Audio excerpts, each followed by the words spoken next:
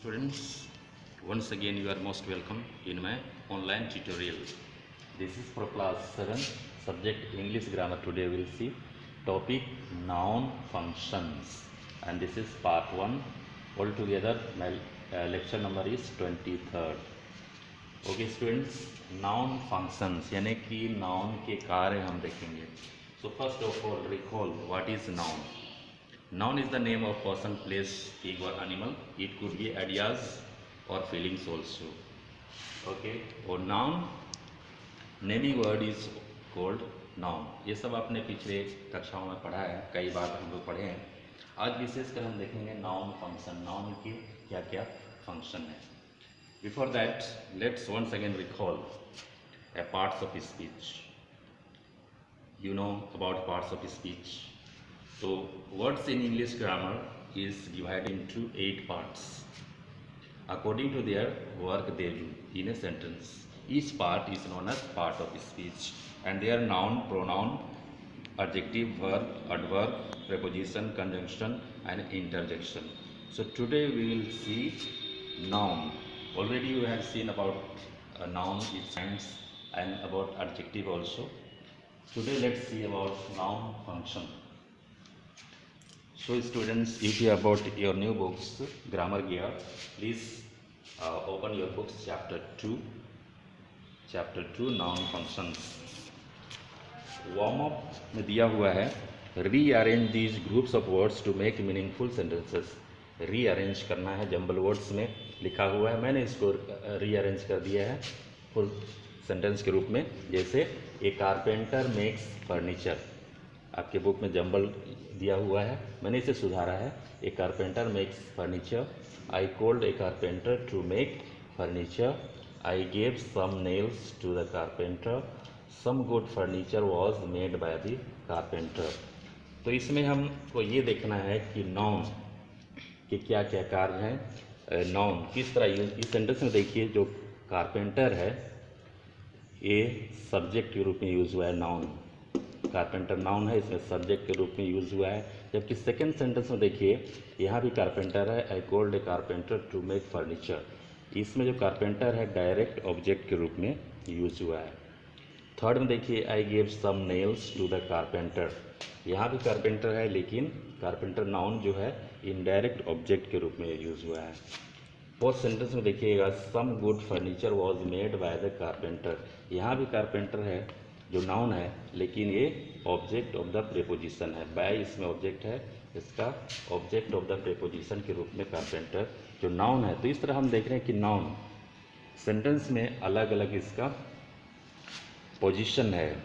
तो हम लोग देखेंगे. बुक देखिए, you have just rearrange the group of words with the noun carpenter. इसमें जो कारपेंटर है वो नाउन है अट ए डिफरेंट पोजीशन. सेंटेंस में क्लियर है कि जो नाउन कारपेंटर है इसका पोजीशन अलग अलग चारों सेंटेंस में हमने देखा. Different position in each sentence. A noun may be placed as direct as the subject of the sentence, as direct or indirect of the verb, or as the object of the preposition.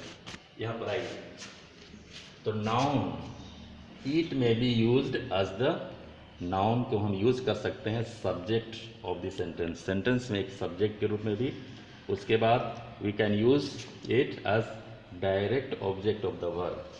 इसको हम direct object of the verb के रूप में भी use कर सकते हैं.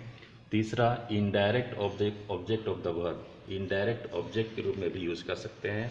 और चौथा और as the object of the preposition, object of the preposition के रूप में भी हम यूज़ कर सकते हैं. ओके, आप बुक में देखिए नाउन एज सब्जेक्ट जो हेडिंग है आपका नाउन एज सब्जेक्ट लिखा हुआ है. तो आप सब्जेक्ट से क्या समझते हैं पहले. तो subject is about which something is said.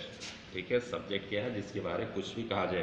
The part of the sentence that tells who और what the sentence is about is called the subject. इसमें लिखा है the part of the sentence that tells who और what the sentence is about is called the subject. A simple word आप में समझें कि about which something is said, जिसके बारे में कुछ कहा जाता है उसको हम सब्जेक्ट कहते हैं। The subject of a sentence may be one word subject, one word noun हो सकता है, ए कंपाउंड सब्जेक्ट और ए नाउन फ्रेज भी हो सकता है। तो आपके बगल में जो दिया हुआ है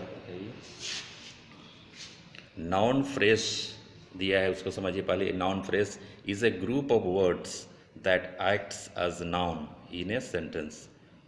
the head word in a noun phrase is a noun. The noun phrase is a group of word है that acts as a noun.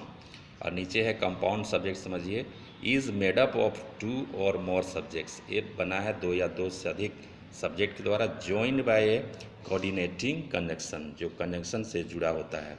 The subject may be a compound noun made up of two और more subjects joined together by a coordinating conjunction. They share the same predicate. Predicate उनका एक ही होता है। Book में आप देखिए example में, for example snakes can slither up, यहाँ पर दिखाइए snakes can slither up a tree. If you don't have books please see here. देखिए इसमें सब्जेक्ट वन वर्ड है, वो है स्नेक्स है। स्नेक्स जो है सब्जेक्ट है, वन वर्ड नाउन है। A skilful and intelligent carpenter makes good furniture. इस सेंटेंस में देखिए subject noun phrase with head noun carpenter है, इसमें हेड नाउन कारपेंटर है। और men and women cooked a meal together, इसमें मेन एंड वुमेन है, ये है कंपाउंड सब्जेक्ट है। यहाँ पर देखिए एंड लगा हुआ जुड़ा हुआ है, दो सब्जेक्ट है men and women. Men and women यानी इसमें कंपाउंड सब्जेक्ट है। ओके, अब थोड़ा पलटिए page. Underline the subject in this sentence, ये लिखा हुआ है आपके बुक में। Underline the subject in this sentence, इसमें आपको सब्जेक्ट अंडरलाइन करना है। आइए कुछ मैंने यहाँ लिखा है, इसको देखिए। आपके पास बुक है तो उसमें आप अंडरलाइन कीजिएगा। फर्स्ट देखिए 5 डक्स वेडल्ड अक्रॉस द रोड। इस सेंटेंस में आपको सब्जेक्ट ढूंढना है। सब्जेक्ट जैसे यहाँ पर एक द डक्स है, बाकी आप बुक्स में भी है, उसको आप करेंगे, होमवर्क रहेगा। This oil has a magical effect on hair, इसमें सब्जेक्ट आप अंडरलाइन कीजिए। My father has a new car, subject इसमें अंडरलाइन कीजिए। The earliest people used hunt for food, इसमें सब्जेक्ट आप अंडरलाइन कीजिए। Kunwar and Surabhi will travel to London, इसमें आप सब्जेक्ट अंडरलाइन कीजिए। इसी तरह 1 से 10 तक है आपके बुक में, आप होमवर्क के रूप में आप इसको लें और अंडरलाइन कीजिएगा। Okay students, this is for today, we will meet again in my next video. Till then, have a good day.